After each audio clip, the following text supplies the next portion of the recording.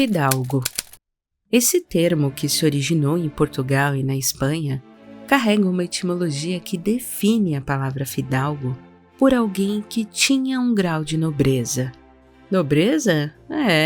Até 1970 houve sim um reinado em São Paulo. E esse foi o reinado de um dos maiores traficantes e um dos homens mais ricos do Brasil daquela época. E que, além disso, era o número 1 da lista do Esquadrão da Morte. Bom, vem comigo, que hoje eu vou te contar uma história que eu tenho certeza que você não conhece. Eu vou te apresentar Horácio Fidalgo, o rei da maconha. Mas antes, roda a vinheta.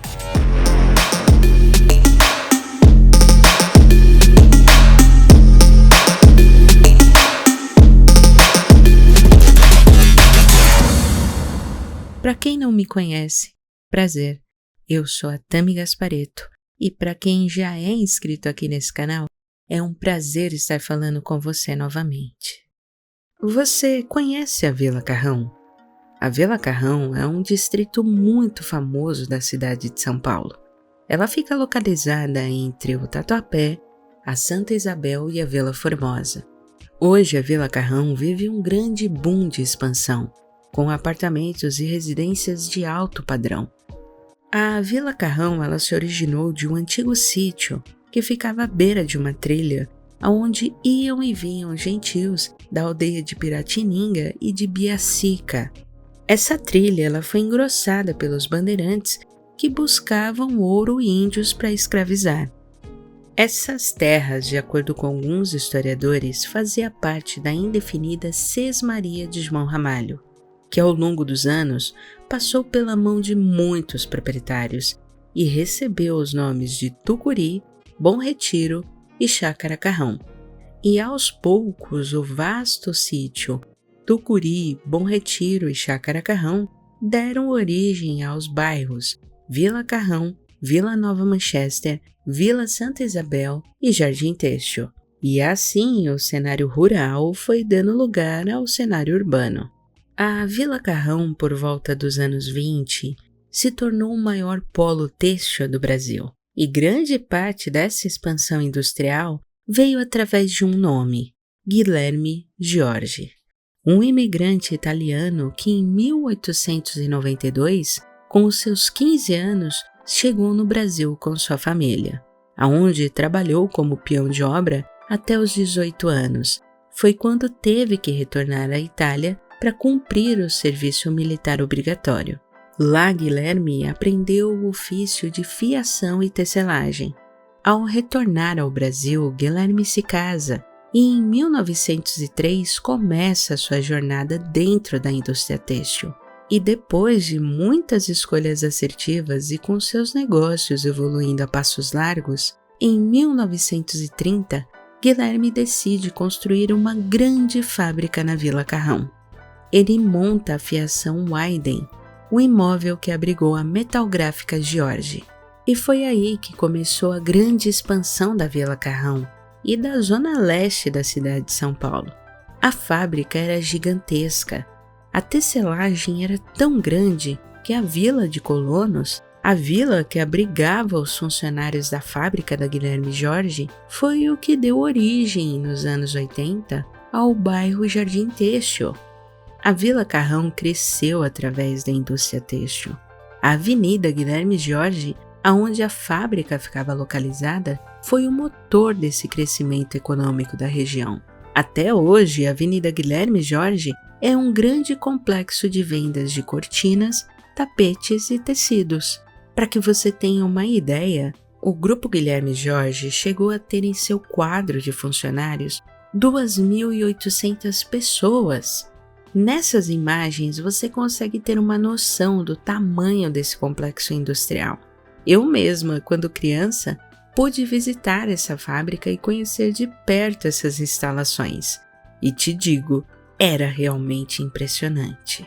Hoje a Avenida Guilherme Jorge ainda abriga algumas instalações da lendária fábrica, mas em breve elas vão deixar de existir para dar a vida à estação de metrô Guilherme Jorge. O império da família Jorge está gravado na Vila Carrão, seja através da Avenida Guilherme Jorge ou da Rua Rogério Jorge. Não existe sequer um morador mais antigo do bairro que não relate histórias sobre essa época de ouro da região. Mas no mesmo ano de 1930, nessa mesma época, existia outra família que também crescia e construía um grande império. E seu território tinha seu centro nevrálgico entre as ruas Engenheiro Pegado e Dentista Barreto. Eu estou falando da família Fidalgo. Horácio Fidalgo foi um dos homens mais ricos do Brasil naquela época, mas eu garanto que a maioria de vocês nunca ouviu falar nele.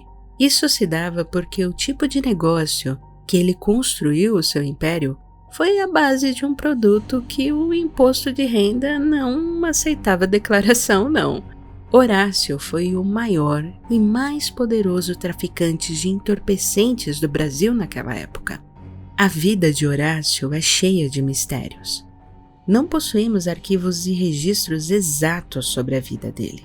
E para trazer esse documentário até vocês, eu tive que realizar uma pesquisa de campo profunda, inclusive entrevistando pessoas que conheciam e conviviam com o mesmo. As atividades de Horácio, elas foram forçosamente encerradas em 1969 e sua história ela foi praticamente deletada dos arquivos e registros. Então, realmente o que eu irei te apresentar aqui é uma parte da história exclusiva que muitos poucos conhecem. Alguns dos raros registros apontam que Horácio começou a sua carreira cinematográfica no crime em 1930 em Alagoas. Nessa época, Horácio tinha sociedade com outro traficante muito poderoso do estado, conhecido como Coronel Savino. Juntos, eles plantavam maconha e abasteciam todo o estado de Alagoas. Por volta dos anos 40, Horácio deixa o estado de Alagoas e vai plantar a erva em Dourados, no estado do Mato Grosso. Foi nesse período que Horácio passou a exportar a droga. Já muito conhecido e respeitado no crime, Horácio expande as suas atividades para São Paulo, aonde ele se casa e estabelece residência na Rua Engenheiro Pegado, no número 523. Em 1951, nasce o seu filho, o herdeiro desse império, José Carlos Fidalgo, mais conhecido como Fidalguinho. Na Vila Carrão, Horácio consegue finalmente estabelecer o seu esquema de produção e vendas de entorpecentes em alto nível. Horácio inovou esquematizando uma linha de vendas totalmente diferente daquilo que até então se tinha no Brasil. O mesmo evitava a concorrência e formava alianças. Sua quadrilha tinha as características da de Al Capone, o que permitiu com que Horácio Fidalgo conseguisse, através das suas operações, abastecer e controlar o Brasil inteiro com a sua erva e ainda exportar. Em sua lista de pagamentos, Horácio possuía muitas autoridades e alguns membros da polícia. Isso facilitava sempre as fugas e era quase impossível prender o mesmo. Horácio foi o primeiro traficante a ter a sua própria plantação de maconha em São Paulo. Na realidade, Horácio possuía uma fazenda na região de Piracicaba, que naquela época foi taxada como a maior plantação que a polícia até então teve conhecimento. Era de lá que vinha toda a erva que era negociada em São Paulo. Foi esse nível de produção que rendeu a Horácio o título de Rei da Maconha. O centro operacional das atividades de Horácio e de sua quadrilha ficava na Rua Dentista Barreto, que era gerenciado por seus fiéis escudeiros, os marginais Luciano Levino, Marinho, Alicate e Mandinga, e, óbvio, o seu filho Fidalguinho. Horácio esteve condenado a vários anos de cadeia. Em 2 ocasiões, ele cumpriu 9 anos de reclusão na casa de detenção. Mas isso não evitou com que Horácio se tornasse o maior comandante da venda de entorpecentes em quase todos os pontos de vendas da cidade de São Paulo. Em relação ao perfil de Horácio, nós possuímos duas realidades distintas: a que a mídia da época divulgava e aquela que era da vivência das pessoas, dos moradores ali da região. Os registros jornalísticos transmitem um panorama onde Horácio era descrito como um criminoso sem escrúpulos, chegando até mesmo a aliciar menores, vendendo drogas em portas de escola e muito violento e cruel. Já os contemporâneos, os moradores do bairro, o descrevem de uma maneira um tanto quanto distinta. Quando perguntados sobre Horácio, são unânimes em descrevê-lo sempre trajando ternos e coletes de linho branco e com um chapéu muito elegante, sempre alinhado, sempre silencioso, cumprimentava as pessoas com um aceno com a cabeça e, quando perguntados sobre atividades próximas às escolas, os mesmos relatam que isso não ocorria. Os grandes carros luxuosos de Horácio, sem dúvida, um dos pontos que mais marcavam como característica do mesmo. Sua casa na Engenheiro Pegado ainda permanece lá, como se tivesse parado no tempo. O progresso veio, o bairro se desenvolveu, mas como se fosse um eco do passado, um testemunho silencioso, um registro desses 80 anos que a história persiste em preservar. O imóvel com chafariz na entrada hoje pode parecer uma casa modesta, mas nos anos 30 isso era um verdadeiro palacete. Os detalhes da fachada do imóvel demonstram muito do poder aquisitivo que o proprietário possuía. Isso era sinônimo de luxo, e é essa imagem impregnada na memória coletiva dos moradores do bairro. É justamente desse imóvel, com carros luxuosos parados na porta e com alguns homens fazendo a segurança da residência. Mas é óbvio que essa visão de perfil social respeitoso, ela não se aplicava nos negócios de Horácio. Afinal, ele não seria o rei da maconha, não dominaria São Paulo, sendo gentil e educado com os seus concorrentes e nem com a polícia. Não existe criminoso bonzinho. Horácio, ele dava muito trabalho à polícia. Ele sempre achava uma forma de se livrar dos flagrantes. Existia muitas autoridades na folha de pagamento de Horácio. Os mesmos sempre davam um jeito de proteger e também avisá-lo sobre as investigações. Horácio cresceu tanto em seu domínio que ele começou a chamar a atenção das autoridades máximas do país, ao ponto de ser um dos mais procurados, mas em especial Horácio se transformou no alvo número 1 do temido Esquadrão da Morte. Mas quem era o Esquadrão? Em São Paulo, o Esquadrão da Morte surgiu em 1960 como uma ofensiva contra o crime.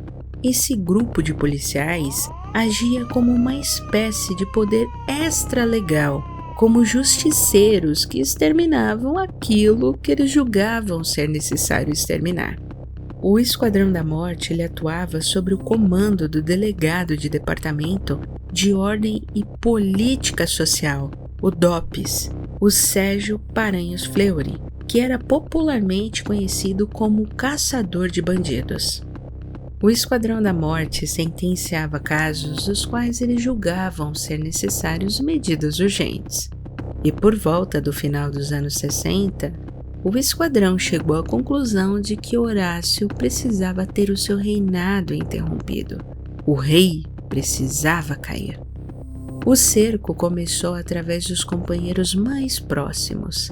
As investigações, a caçada, levaram primeiro a Luciano Levino. Luciano era um dos mais ativos traficantes de entorpecentes que agiam na região da Vila Carrão. Sob as ordens de Horácio Fidalgo, Levino comandava uma verdadeira legião de passadores na Dentista Barreto. Com a cumplicidade de alguns policiais, ele costumava dominar o território e não permitia de forma alguma intromissões de quadrilhas rivais. Em uma certa ocasião, Luciano ele se sentiu acuado pelos policiais civis da 31ª Delegacia. Ele enfrentou os mesmos à bala e os policiais necessitaram disparar mais de 100 tiros para efetuar a captura do Luciano e mandá-lo à detenção, aonde ele ficou preso alguns meses e logo voltou à circulação. E em um ato de vingança desse episódio, Luciano ele tentou sequestrar o filho do inspetor da Guarda Civil, João Batista André Filho, só que ele não conseguiu fazer o sequestro. E aí ele acabou procurando um outro meio de vingança. O Luciano tentou atropelar a filha do mesmo inspetor. A partir desse evento, todos os jornais da época passaram a noticiar que Luciano estava marcado para ser executado pelo esquadrão. Em 18 de janeiro de 1969, o corpo de Luciano Levino foi encontrado, perfurado por 25 projéteis de vários calibres. O corpo foi deixado à margem esquerda da rodovia Castelo Branco, na altura do quilômetro 54. No dia seguinte a esse evento, 36 horas após o corpo ser localizado, as redações de vários jornais passaram a receber ligações, com uma voz que dizia: "Já encontraram o corpo de Levino? Não? Pois bem, nós o matamos para provar que nada vale a cobertura de que vinham lhe dando alguns policiais." No bolso direito do traficante, encontramos uma caderneta preta, contando uma longa história de corrupção. Tinha gente recebendo até 1 milhão de cruzeiros antigos do homem semanalmente.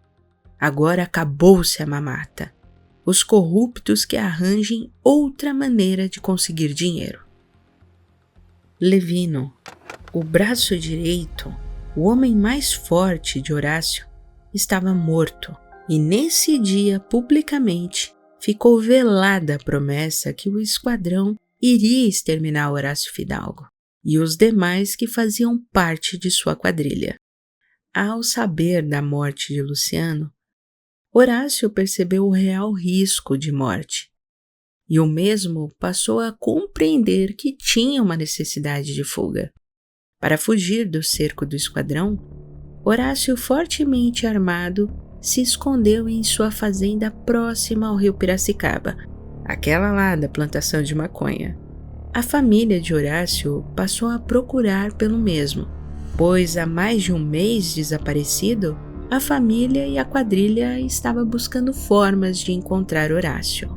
Seu filho, Fidalguinho, passou a dirigir as buscas e a procurar soluções para livrar o pai do esquadrão, pois Fidalguinho acreditava que o pai estava em poder do esquadrão e não escondido.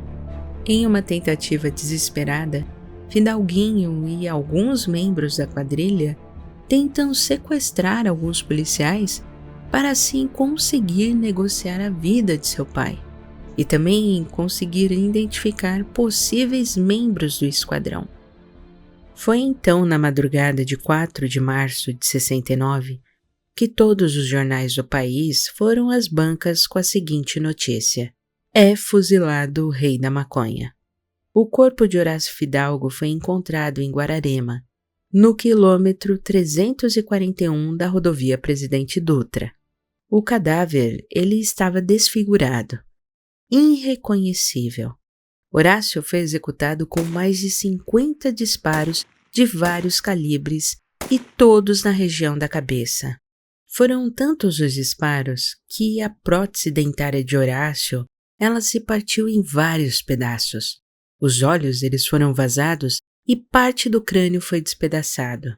Uma morte bastante violenta, equivalente ao retrato de mafioso todo-poderoso que Horácio possuía. A execução que ocorreu na noite do dia 3 de março de 69 foi anunciada pelas relações públicas do Esquadrão da Morte. Os mesmos informaram o nome do executado com a localização exata do cadáver. Essa foi a primeira vez que o Esquadrão da Morte assumiu uma execução oficialmente. Horácio foi executado aos 54 anos, findando assim o seu reinado de mais de 30 anos de atividades ilícitas. O recado havia sido dado aos olhos dos criminosos do bando e para os corruptos que possuíam conexões com o crime. Horácio foi executado, deixando assim o seu trono de rei da maconha para o seu filho, José Carlos Fidalgo. Fidalguinho tinha o mesmo tino para o crime que seu pai.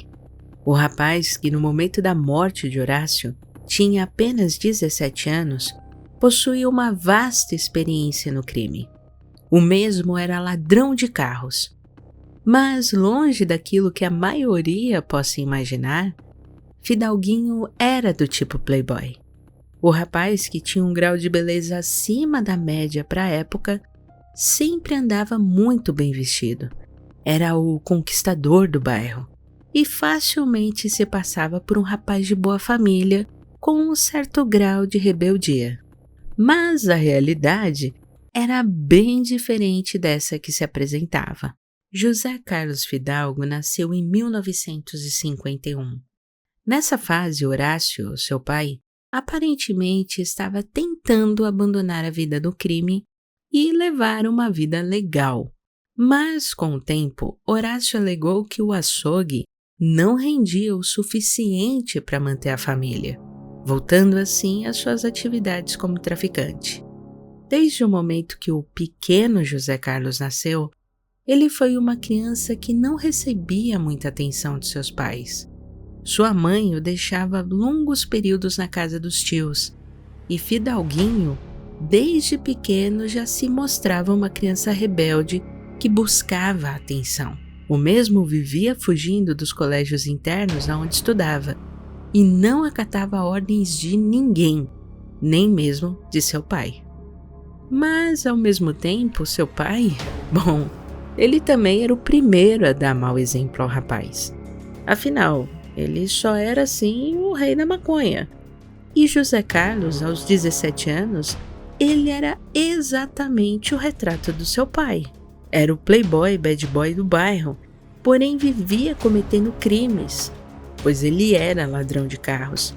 Por diversas vezes Horácio subordinou autoridades para livrar a cara do filho. E que sim, iria sim substituir e herdar o império criminoso de seu pai. Enquanto vivo, Horácio jurou que ninguém nunca colocaria a mão em seu filho.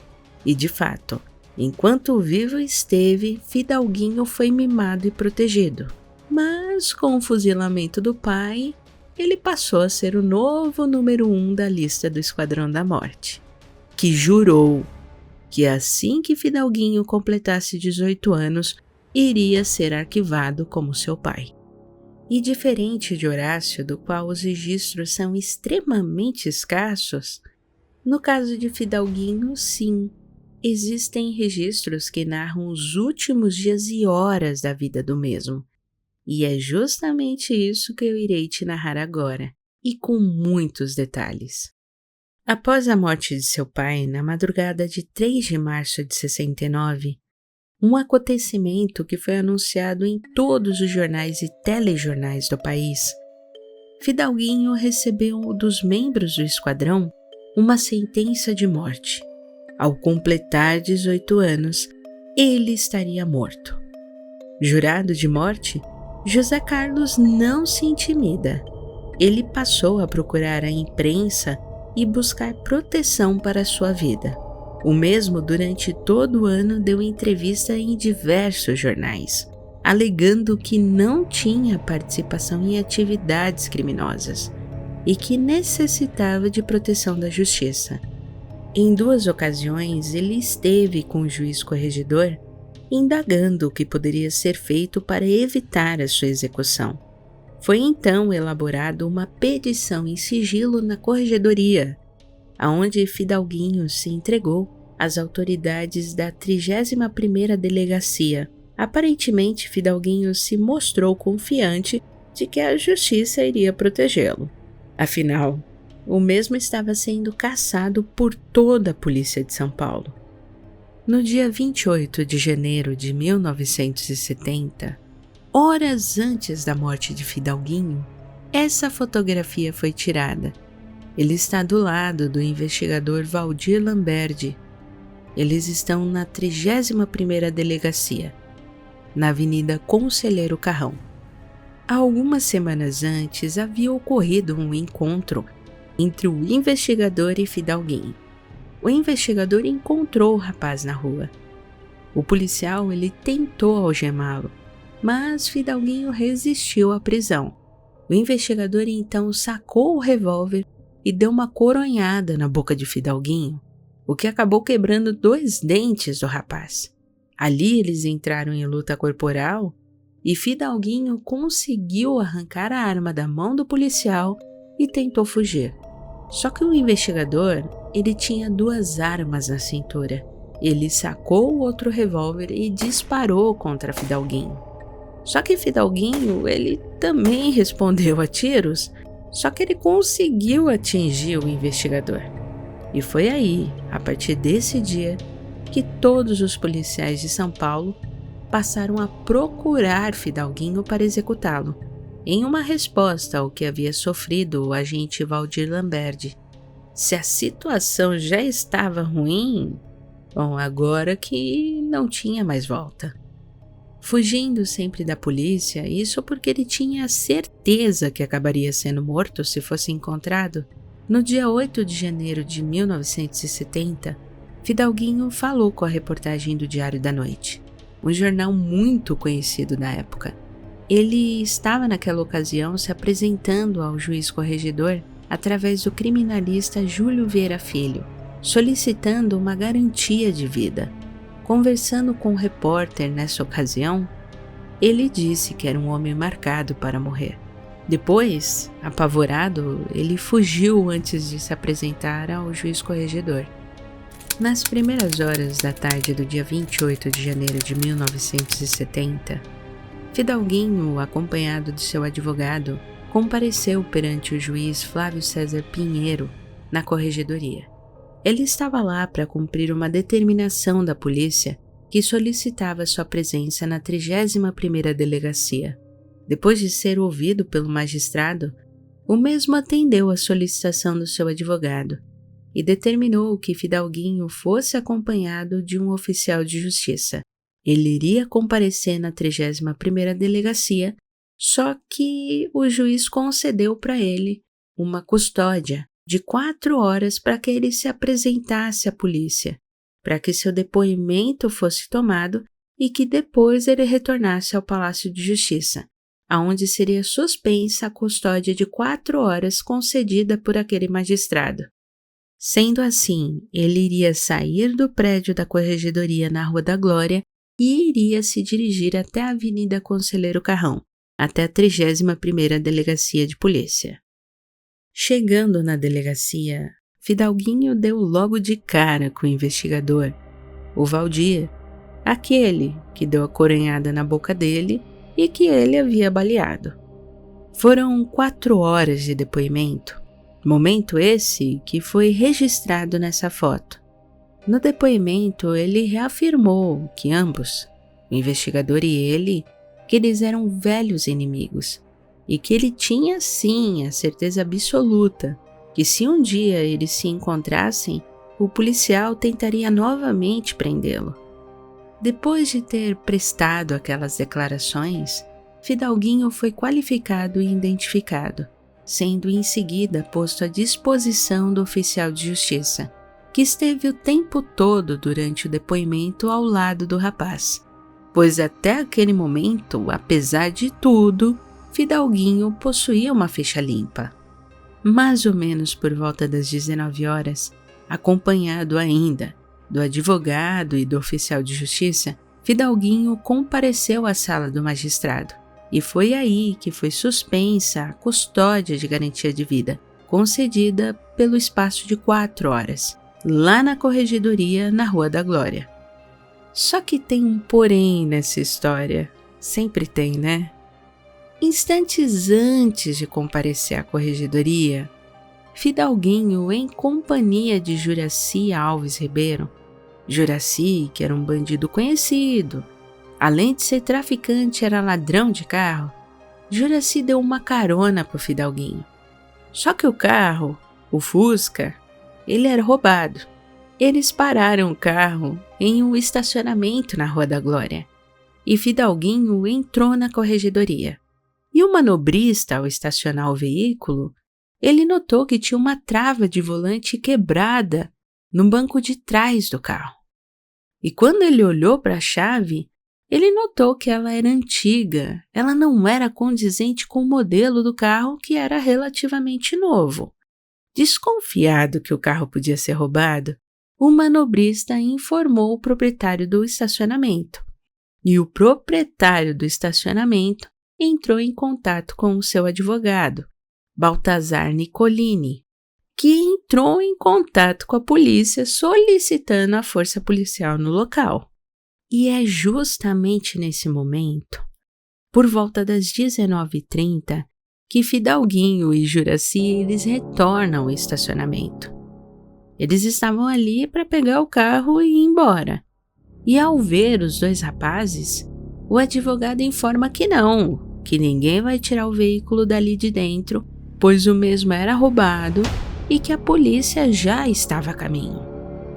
E é nesse momento, ao notar que não teria como escapar daquela situação, o Fidalguinho ele tenta negociar a sua fuga com o advogado, que continua a dizer que não, que ninguém iria sair do local. Então Fidalguinho, como se implorasse por misericórdia, ele se ajoelha, mas na realidade a intenção dele não era implorar por misericórdia, não. Ele se ajoelhou para pegar uma arma que ele trazia em um coldre preso à sua perna. Ele rapidamente saca a arma e dispara contra o advogado. O tiro atinge o braço esquerdo do advogado e eles entram em luta corporal. Aproveitando ali a situação, o Juracy esperto pega a chave e vai buscar o veículo. Ele retorna rapidamente e Fidalguinho entra no carro e Juracy acelera. Na fuga, ele acaba arrancando o portão do estacionamento em alta velocidade. Só que ao dobrar a esquina, eles dão de cara com os policiais que estavam a caminho do estacionamento. E é aí que a troca de tiro acontece. Quando os policiais eles notam que eles feriram gravemente os ocupantes do veículo, temendo ali as consequências, eles abandonam o local. E o pessoal que estava ali, na situação, o proprietário do estacionamento, o manobrista, eles providenciam a remoção dos feridos. No caso de Fidalguinho, Juracy e o advogado, o Baltazar. Eles são levados para o hospital. José Carlos Fidalgo acaba morrendo ao dar entrada no pronto-socorro do Hospital Municipal. Essa é a versão oficial que foi amplamente divulgada em todo o país. Mas até hoje, existem muitos mistérios envolvendo a morte de Fidalguinho. O inquérito instaurado conta com diversas testemunhas que afirmam que não foi bem assim que a morte aconteceu. E, de fato, existe muita margem para as dúvidas, uma vez que a perícia constatou que Fidalguinho foi atingido por disparos de seu próprio revólver. Muitos afirmam que ele foi morto no momento em que se dirigia à corregedoria, buscando novamente conseguir uma medida protetiva. Aí vai de você escolher qual versão você quer acreditar. Eu tô aqui apenas apresentando os fatos. Porém, no dia 28 de janeiro de 1970, foi noticiado o fim do reinado da família Fidalgo. Morria aos 18 anos José Carlos Fidalgo. O Esquadrão da Morte tinha cumprido mais uma de suas promessas. Com a morte de Fidalguinho e seu pai Horácio Fidalgo, o tráfico de entorpecentes acabou se dividindo nas várias facções que hoje conhecemos. Ainda hoje, Horácio é um nome muito falado entre os criminalistas. Também é um dos nomes mais citados entre os eventos que ocorreram entre os anos 60 e 70. Mas, como falado, dificilmente você vai encontrar algum documento oficial que relate com precisão, com clareza, o que aconteceu nas circunstâncias de ambas as mortes. Muita gente se encarregou de apagar os registros. Muita coisa sumiu. E durante essa investigação, para trazer esse caso até vocês, eu confesso que me deparei com tanta informação intencionalmente modificada que chegou a me assustar.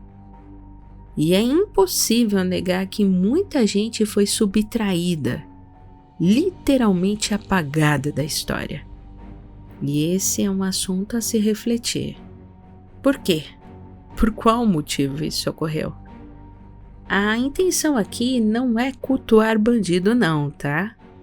E sim trazer a vocês fatos históricos, trazer à luz um período que passou oculto e que deu muito trabalho trazer isso até vocês.